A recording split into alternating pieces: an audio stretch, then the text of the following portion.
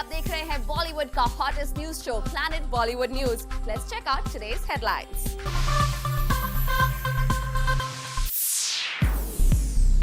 संजय दत्त और सलमान खान के बीच छिड़ी जंग, क्या शाहरुख अपने मकसद में हो गए कामयाब?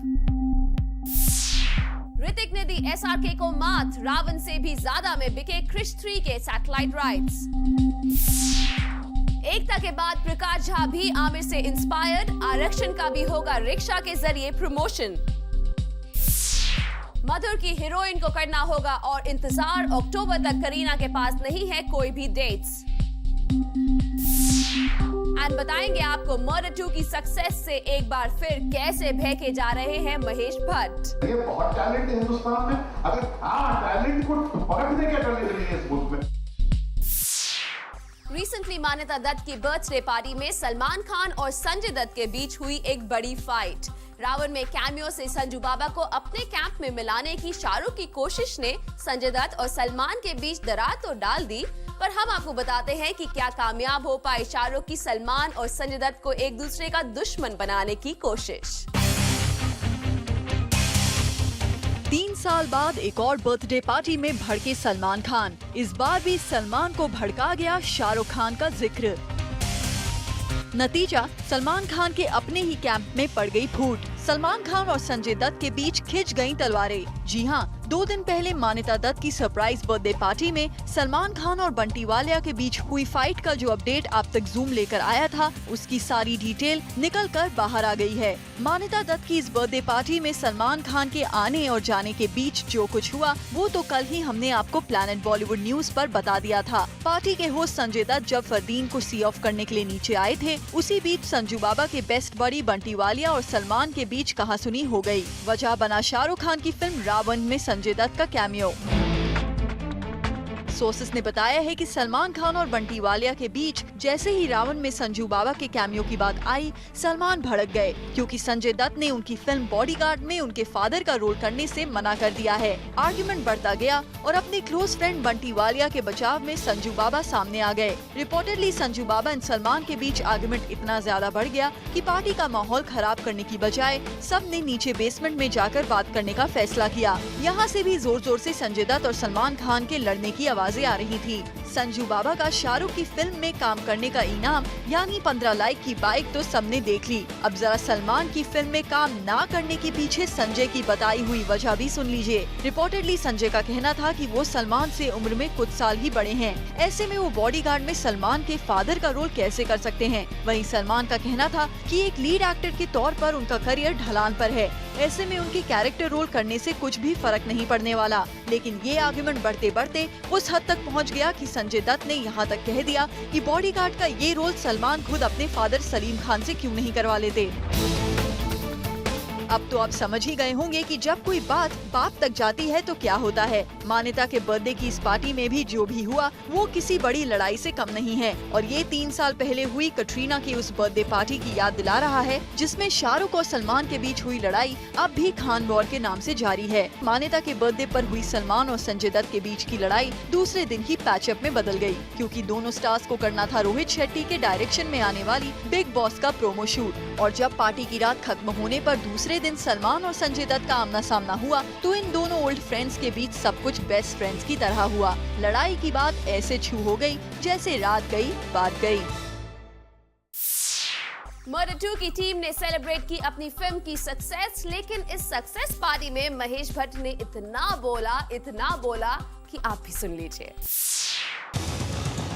जी भरकर देख लीजिए मर्डर 2 की स्टार कास्ट और फिल्म की पूरी टीम को। ये सब पहुंचे हैं मर्डर 2 की सक्सेस सेलिब्रेट करने के लिए, लेकिन जैसे ही बात आएगी अपनी फिल्म की इस फीलिंग को एक्सप्रेस करने की तो इन्हें शायद ही मिलेगा कोई मौका। भाई भट्ट साहब जो यहाँ हैं, क्योंकि भट्ट साहब तो अपनी टीम के नॉन स्टार होने को ही अपनी फिल्म मेकिंग की यूएसपी बता रहे हैं। अरे मैं कह रहा हूँ कि समंदर है, नदियाँ बह रही है, एक लोटा पानी गिर जाएगा तो क्या भूखे प्यासे मर जाएंगे? और नए नदी में बधाना पैदा lot of talent in this country, lot of talent in this country. Jacqueline Fernandez भी श्रीलंका से आई हमारे पास ना,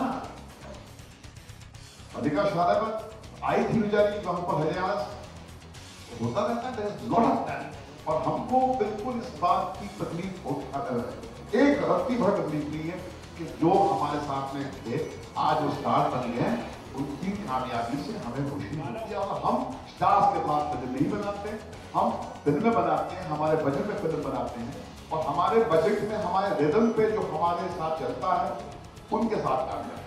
जैकलिन फर्नांडिस को तो भट्ट साहब ने सस्ते में छोड़ दिया। देखिए अपनी टीम के बाकी लोगों की कामयाबी गिनाने का भट्ट साहब का अनोखा तरीका। अपने राइटर की तारीफ में भट्ट साहब जो कह रहे हैं उसे जरा ध्यान से सुनिए। राइटर कल तक ये बेचारी जन्नत की जिंदगी जी रही थी, रात को बाग में गाना गाती थी, दिन में स्ट्रगल करती थी। वहाँ से उनका सफर जो है as a successful writer is no ordinary achievement for her and for us. बिल्कुल भट्ट साहब, सबकी ही अचीवमेंट है ये, पर तारीफ का ये अंदाज थोड़ा एहसान नुमा लग रहा है। आप अपनी टीम की अचीवमेंट्स को कुछ इसी ढंग से गिना जो रहे हैं। ये जो वो है सुनील साहब है, लैपर बॉय है, एक अपना विक्रम भट्ट के साथ में इन्होंने अपना सफर शुरू किया था। आज बहुत कामयाब डायरेक्टर हैं। और ये जो है निकम्मा एक कंफ्यूज है, पता नहीं डायरेक्शन करनी है, कंप्यूटर ग्राफिक्स करनी है कि एक्टिंग करनी है। और जब इन्होंने एक्टिंग का सफर शुरू किया तो पहले फोटो सेशन में एक बहुत नामचीन स्टार थी, उनके साथ में इनकी हालत ऐसी हो गई कि काटा वसूल नहीं। ईडीएम्स को छोड़िए भट्ट साहब, सीधे सीधे बताइए आपकी सक्सेस का राज। ये समंदर है, लहरा है, दरिया बह रही है, बहुत टैलेंट है हिंदुस्तान में। अगर टैलेंट को परखने का टैलेंट नहीं है इस मुल्क में, वो टैलेंट हमारे पास टैलेंट को परखने का टैलेंट। और हमने ये बार बार सिद्ध किया और हमने अपना ब्रांड जो है इस ब्रांड ऑब्सेस्ड एज में, जहां पर आप केवल नाम बड़े बड़े स्टाफ को वैसाखी बना के करने में यकीन करते हैं, हमने अपने पैरों पे कांपते हुए बैठे जब सफर शुरू किया था 1999 में, तो आज हमने 10 साल करके दिखाया नहीं। वाह भट्ट साहब, तालियां बजनी चाहिए आपके इस अचीवमेंट पर। लेकिन अगर आपको ये बात खुद कहनी पड़ रही है तो मामला थोड़ा पेचीदा है और आपने इसे और भी ज्यादा पेचीदा बना दिया है अपनी टीम की थोड़ा हट के अंदाज में तारीफ करके। कल तक ये बेचारी जन्नत की जिंदगी जी रही थी, रात को बाग में गाना गाती थी, दिन में स्ट्रगल करती थी।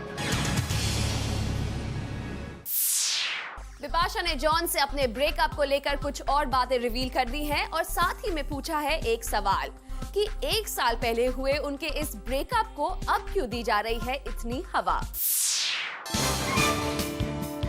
वो जिसके साथ बिपाशा कल तक हाथों में हाथ डालकर घूमती थी, वो जिसका नाम दिन रात लिया करती थी, जिसके बिना वो खुद को अधूरा महसूस करती थी, उसी जॉन अब्राहम को बिपाशा गुजरा हुआ कल बनाना चाहती हैं। जॉन से अब किसी भी तरह से नहीं जुड़ना चाहती हैं बिपाशा। बिपाशा ने अपने और जॉन के हुए ब्रेकअप पर बन रही स्टोरीज को लेकर सोशल नेटवर्किंग साइट पर निकाला है अपना गुबार। बिपाशा कहती हैं, my breakup happened almost a year ago, why are these stories coming up now, is it a PR exercise for a film or over imaginative journalism. इतना ही नहीं, बिपाशा ने इनडायरेक्टली जॉन पर निशाना साधा। उन्होंने कहा कि उन्हें किसी टॉक शो की जरूरत नहीं है अपने आप को सच साबित करने के लिए। I don't need to be on a talk show to prove my goodness. My relationship with John Abraham is over for good, for reasons known best to both of us. भाई बिपाशा, जरा संभाल कर निकालिए अपने दिल की भड़ास, क्योंकि सुनने में तो ये भी आया है कि John is trying his level best to get you in his life, और ऐसा हो गया तो कहीं आपको अपनी नेटवर्किंग साइट से कुछ पन्ने डिलीट ना करने पड़ जाएं। आमिर ने एकता को इंस्पायर करने के बाद अब कर दिया है प्रकाश झा को भी inspire to promote his Aarakshan by using rickshaws as a medium. Aamir Khan के नक्शे कदम पर अब चल पड़े हैं बिग बी भी। आमिर की देखा देखी कर रहे हैं अमिताभ। आमिर ने कभी एकता कपूर को किया था इंस्पायर और अब वो कर रहे हैं अमिताभ बच्चन और प्रकाश झा को भी इंस्पायर। पहले आमिर ने रिक्शो के थ्रू करवाया 3 इडियट्स का प्रमोशन, उसी को कॉपी किया एकता ने और करवाया रागनी MMS का प्रमोशन। जब एकता ने रिक्शो के पीछे लिखवा दिया कि रागनी यहाँ बैठी थी, मगर अब मुंबई के जिन रिक्शो में आप बैठने वाले हैं उन्हें जरा गौर से देख लीजिएगा, कहीं आपको ऑटो रिक्शा रिजर्व तो नहीं। जी हाँ, इन दिनों मुंबई की सड़कों पर दौड़ रहे हैं अमिताभ बच्चन की फिल्म आरक्षण को प्रमोट करते रिक्शा। इन दिनों आरक्षण को प्रमोट किए जा रहे रिक्शों के जरिए, जिसमें ऑटोज पर लिखा है कि ये रिक्शा लैला और मजनू के लिए आरक्षित है। प्रकाश झा ने आरक्षण को भी हूबहू राजनीति जैसा रूप दे दिया। कुछ गानों को लव आजकल जैसे पिक्चराइज कर लिया तो कुछ के लिरिक्स किसी पुराने हिंदी गाने से उठा लिए। कम से कम प्रमोशन स्ट्रैटेजी तो नहीं रखते प्रकाश। खैर, जब ये ऑटो वाला टोटका आमिर और एकता के लिए काम आ गया तो अमिताभ और प्रकाश झा के लिए भी शायद वर्क कर जाए।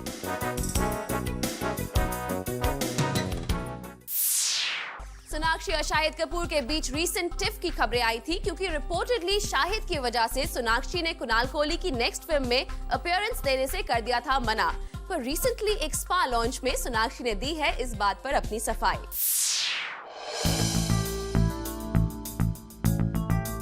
एक स्पा एंड सलून के लॉन्च पर आई सोनाक्षी सिन्हा ने बात करी कई सारी कंट्रोवर्सीज के बारे में। And recently which top the list was Shahid and Sonakshi stiff. इसलिए जब हमने पूछा इनसे कि क्या करना चाहेंगी वो काम विद शाहिद इन फ्यूचर, तो ये आया सोनाक्षी का जवाब। वी होप सो सोनाक्षी, ऐसा ही हो, क्योंकि जितनी आपसे रिलेटेड कंट्रोवर्सीज खड़ी हो रही हैं, कहीं ऐसा ना हो जाए कि आप बन जाए बॉलीवुड की controversy queen. Unlike her controversies, Sonakshi ने बात की रणवीर सिंह के बारे में भी। And how was it performing with him on an awards night? हम अवार्ड फंक्शंस पे ही मिलते हैं, तो I think it's limited to that, but we are very comfortable with each other, we work well, we perform well on stage and that's about it. ये तो थी यहाँ सोनाक्षी सिन्हा की बात। अब बताते हैं आपको इस इवेंट की क्या थी खास बात। Sunshine rules your body, and this is a very innovative concept of spa. On the base of your sunshine, there will be treatment here. I think it's a great lifestyle. I love spa. It's really very nice. It's one of its kind. जिस तरीके से design किया, जिस तरीके से इन्होंने इनके जो what are those couple rooms बनाए हैं, बहुत प्यारे हैं। And ये राशि का कॉन्सेप्ट तो मुझे सबसे ज़्यादा अच्छा लगा। जी हाँ, ये स्पा जो कि खुला है मुंबई में, यहाँ होगी spa treatment based on your zodiac sign. और इस इवेंट की लाइमलाइट यूँ तो सोनाक्षी सिन्हा रही, बट एज सेलेब गेस्ट यहाँ पर मौजूद थी नीतू चंद्रा और ईशा कोप्पिकर भी। ईशा कोप्पिकर की 5 साल पुरानी एक ख्वाहिश पूरी होने जा रही है, और ये विश कुछ और नहीं बल्कि है उनकी एक फिल्म जिसकी रिलीज का इंतजार ईशा को लंबे अरसे से था।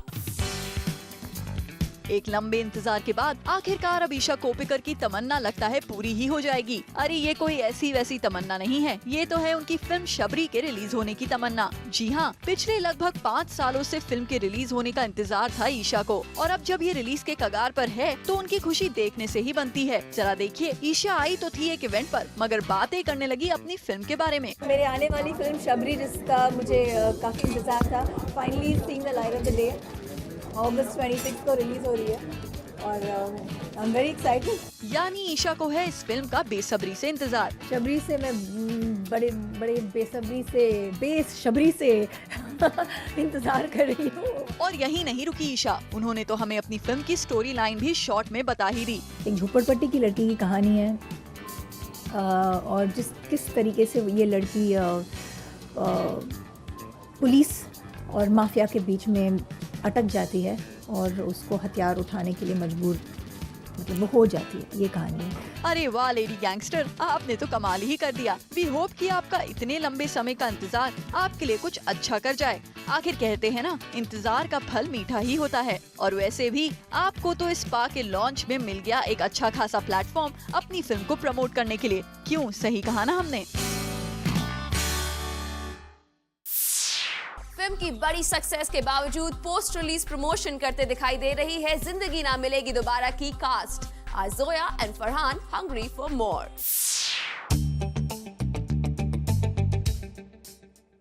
अगर आप सोच रहे हैं कि फरहान क्यों जा के अपने फैंस को इस तरह थिएटर में हक कर रहे हैं, तो इसका जवाब है फिल्म की post release publicity. Well yes, लगता है जोया और फरहान जिंदगी ना मिलेगी दोबारा की इतनी सक्सेस के बाद भी कंटेंट नहीं है, एंड दे वांट मोर। तभी तो ये मुंबई के थिएटर्स में जाकर ले रहे हैं लोगों का reaction. Really, thank you so much. It's been really like amazing, all the response we've got from everyone. So we're just doing our little bit by just dropping it and saying thank you personally to everyone for this amazing response. वैसे फरहान, यूँ तो कोई film के इतने अच्छे business करने के बाद प्रमोशन पर ध्यान नहीं देता, तो क्या ऐसा करने की कोई खास वजह? नहीं, इसकी कोई खास वजह नहीं है। हमें लगा कि जो रिस्पांस मिला है फिल्म को तो और एक जो मोमेंटम है फिल्म का, it would be nice to keep that momentum going. और अगर जो भी हम कर सके, if you can come here and interact with the audience who been coming in and watching the film, you know, come and personally say thank you, say hello, say hi, it would be nice. ओहो, आप तो ऐसे बोल रहे हैं जैसे सच में यहाँ टहलते हुए लोगों को हाय हेलो करने आए हों। वैसे फरहान के साथ यहाँ आए हुए थे अभय देओल, काल्की और जोया अख्तर भी, जो कि चुपचाप खड़े हुए थे most of the time. In all ये रही एक अच्छी खासी प्लान प्रमोशनल स्ट्रेटजी। आपको क्या लगता है इसके कुछ फायदा होगा? आपको क्या लगता है इसके कुछ फायदा होगा? Well Abhay, we really hope so. Krrish 3 ने दे दी है रावण को मात और ऋतिक ने खुद को साबित कर दिया है शाहरुख खान से भी बड़ा सुपर हीरो। आखिर क्रिश 3 के सैटेलाइट राइट्स किंग खान की रावण से भी बहुत ज्यादा अमाउंट में जो बिके हैं।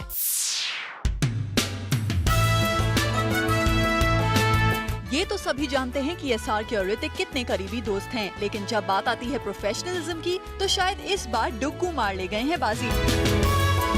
क्रिश 3, जिसका अभी तक एक शॉट भी फिल्माया नहीं गया है, उसके सैटेलाइट राइट्स सोल्ड आउट हो गए हैं फॉर अ वॉपिंग 38 करोड़, जो कि है रावण से पूरे 1 करोड़ ज्यादा। यानी कि इतनी पब्लिसिटी, इतना शोर शराबा करने के बावजूद शाहरुख नहीं कर पाए वो अमाउंट पुल जो हमारे क्रिश ने बिना कुछ किए ही अपनी रॉयल्टी पर पुल थ्रू कर ली है।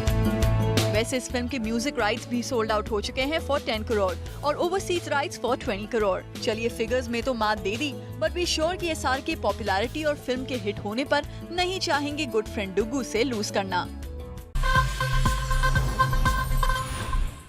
Looks like Priyanka's loss is Samira's gain। Film Tezz में जो आइटम सॉन्ग प्रियंका करने वाली थी वो अब करेंगी समीरा रेड्डी। मुन्नी और शीला ने इतना हंगामा मचा दिया है कि हर एक्ट्रेस मुन्नी और शीला ही बनना चाहती हैं और ऐसे में हमारी प्रियंका चोपड़ा भी पीछे रहने वालों में से नहीं थी। उन्होंने भी जल्दी से साइन कर दिया फिल्म तेज में एक आइटम नंबर। मगर ताज़ा खबर तो ये है कि प्रियंका नहीं कर रही हैं वो आइटम नंबर। जी हाँ, प्रियंका के हाथ से ये आइटम नंबर निकल गया और चला गया है समीरा रेड्डी के हाथ में। सोर्सेस की माने तो अब ये आइटम नंबर और कोई नहीं बल्कि समीरा ही करेंगी। अब भाई, जब फिल्म में इतने डेडली सीन समीरा कर रही हैं, तो भला आइटम नंबर किसी और के हाथों में कैसे जाने देती? इतनी मेहनत के बाद आइटम नंबर करने का हक तो सिर्फ समीरा का ही बनता है। आखिर आजकल एक आइटम नंबर ही एक्टर को हिट जो कर देता है। खबरें आई थी कि ऐश के बाद फाइनली करीना कर रही हैं heroine, but hold your horses क्योंकि करीना ने कहा है नो साइनिंग फिल्म्स टिल अक्टूबर। पिछले 1 महीने से मधुर की हीरोइन बनी हुई है the talk of the tinsel town. कभी ऐश्वर्या, कभी प्रियंका तो कभी करीना। कौन बनेगा फाइनली मधुर की हीरोइन? इस पर है एक बड़ा क्वेश्चन मार्क। जहां प्रियंका ने हमें एक्सक्लूसिवली कन्फेस किया था that she should not be dragged in this matter. Your dear friend Madhur is very depressed these days. Getting into that. वही करीना ने भी एक बार फिर डाउट क्रिएट कर दिया है। जी हाँ, मधुर ने बस चैन की सांस ली ही होगी कि करीना का ये स्टेटमेंट आ गया है मुंबई के डेली में, जहाँ करीना ने ये तो कहा है कि हीरोइन इज माय मूवी, लेकिन साथ में ये भी कह दिया है कि वो अक्टूबर तक कोई फिल्म साइन नहीं करेंगी। करीना के इस इंटरव्यू में उन्होंने ये भी बताया कि वो लास्ट वीक हैदराबाद गई तो थी, लेकिन सिर्फ सैफ से मिलने, और वो अपने पर्सनल टाइम में डेफिनेटली कोई स्क्रिप्ट नहीं पढ़ती। शी ऑल्सो एडेड दैट जनवरी तक उनका शेड्यूल है जैम पैक। वैसे पूरी तरह से इनकार ना करना और शक के बादल बनाए रखना कोई बेबो से सीखे, क्योंकि अंत में करीना ने ये भी कहा कि हीरोइन हमेशा से ही उनकी फिल्म थी। ये बात सभी जानते हैं कि स्क्रिप्ट उन्हें दिमाग में रखकर ही लिखी गई थी, बट फिलहाल मधुर को लगता है करना पड़ेगा थोड़ा वेट।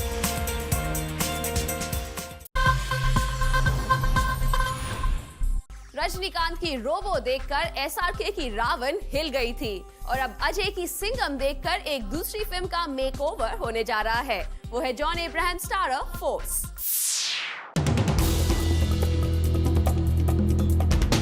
जॉन अब्राहम और जेनेलिया की आने वाली फिल्म फोर्स का होने वाला है रीवैम। ये फिल्म पहले थी हाईली एक्शन पैक्ड फिल्म, पर इस फिल्म के डायरेक्टर हो गए हैं थोड़ा इनसिक्योर ये देखकर कि अजय की फिल्म सिंघम और उनकी फोर्स में है काफी सिमिलैरिटी। दोनों फिल्म्स है बेस्ड ऑन अ कॉप, साथ ही both are remakes of south film.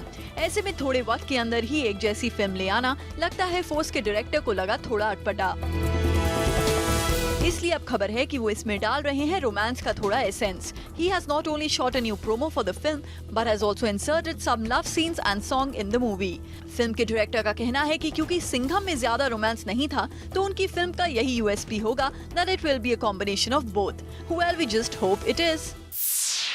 With that, it's a wrap, but don't forget to watch our show Be Tonight from Monday to Friday at 10 p.m. And of course, don't forget to tune in to our new show Tele Talk starting this Friday, 29 July at 12:30 p.m. to know all that is happening in the world of television. We will be back tomorrow with more Bollywood juice. Until then, goodbye and keep watching Zoom, India's #1 Bollywood channel.